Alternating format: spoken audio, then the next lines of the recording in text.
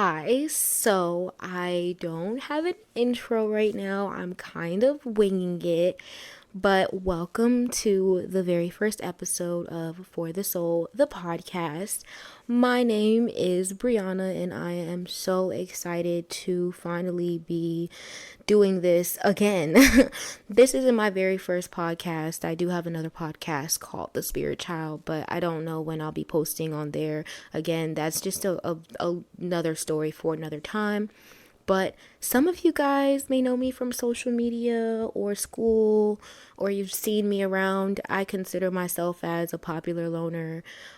Or, I mean, if you just happen to find this podcast and decided, hey, let me tune in. Hi, how are you?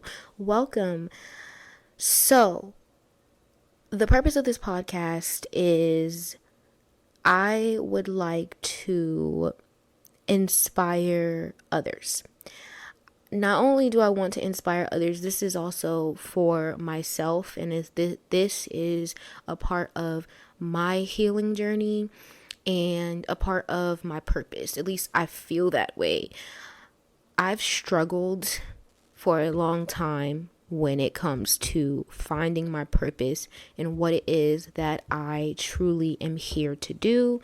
That has a lot to do with perfectionism, people pleasing, my mental health, and just a plethora of things that, of course, everybody may deal with on a different scale, but it's just a matter of pushing through and figuring out how I can find my space, if that makes sense. I have always been told since I was a kid, you have a really good voice. Not only am I really good at speaking, I'm also a singer. I like to sing. Singing is something that I just do on my spare time or whatever. But me using my voice in that way was not something that I saw myself doing. Well, it's not something that I see myself doing now. At a point in time, it was something that I saw myself doing, but I want to use my voice in another way. God gave me this voice and I'm obviously going to use it. But I just want to share my journey and my experience and the things that I've gone through with other people, and hoping that someone else can become inspired. And I'm just dedicated to my purpose and aligning with the things that are meant for me to be aligned with. And I'm working on getting out of my head and procrastinating and just allowing myself to be my own worst enemy. I really do believe that if I wasn't in my head so much, I would be so much further than where I am right now. But obviously, I'm meant to be here in this moment for a reason. And I'm grateful for that. And I want to see where this grow. I would like to see how far this goes. And I'm open and I'm just ready to start this new journey. But with that being said, the topic of the day is toxic productivity. This is something that I feel like needs to be discussed more. And it's really crazy because society has programmed us as human beings to be a certain way, and we have all gained our own limited mindset and beliefs when it comes to where we should be at in life or what it is that we should be doing.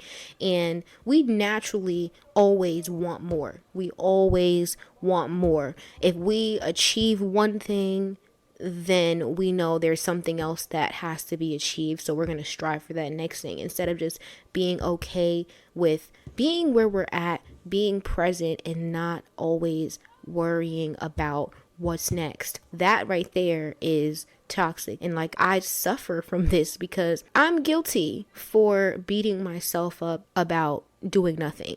And it's really a shame that a lot of people feel guilty for just being present or feel guilty for just sitting around and not doing anything, because I get it.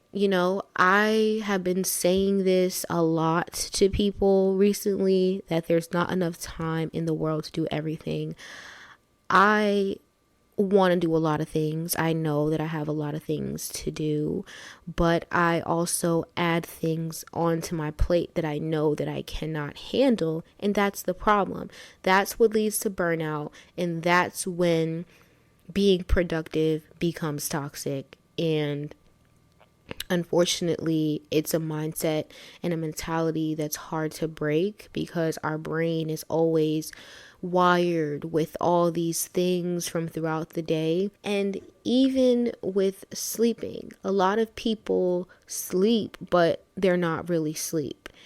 And I say this because it's like, yeah, you might be physically down, but mentally you're not. Mentally, you're still awake, and there's so many thoughts rushing through your mind.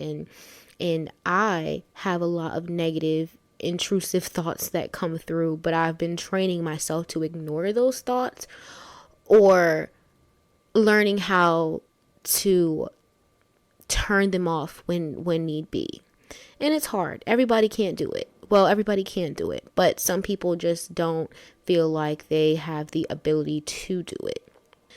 And speaking of rest, I actually had gotten COVID in February. I tested positive with a home test, and then I went to the clinic and got tested, and I found out that it was positive because honestly, when I took the home test, it was giving me mixed signals.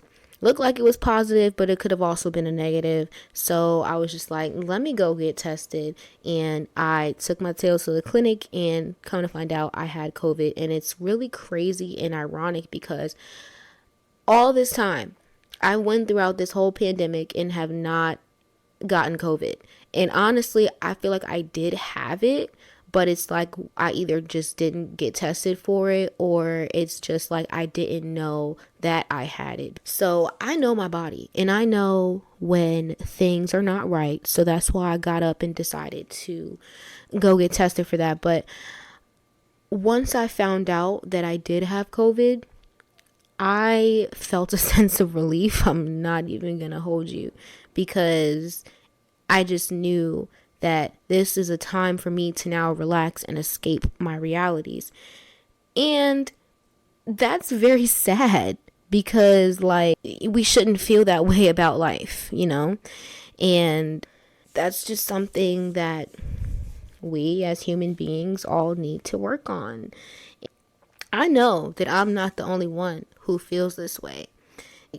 Being sick is the cause of burnout.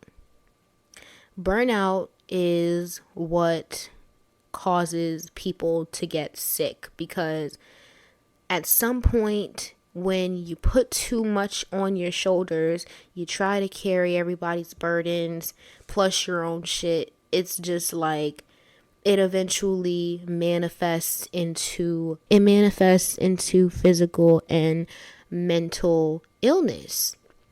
And it's not fun. It's not fun. I've been in a couple of periods of burnout where I feel like I've just lost control of everything, and I've just let whatever it is I was doing consume me, and I had to just take a break. But like I said, I know my body, and when I am on the verge of burnout, I get sick. and it usually happens around this time. I guess this is the time where I'm the busiest, especially because I am in school.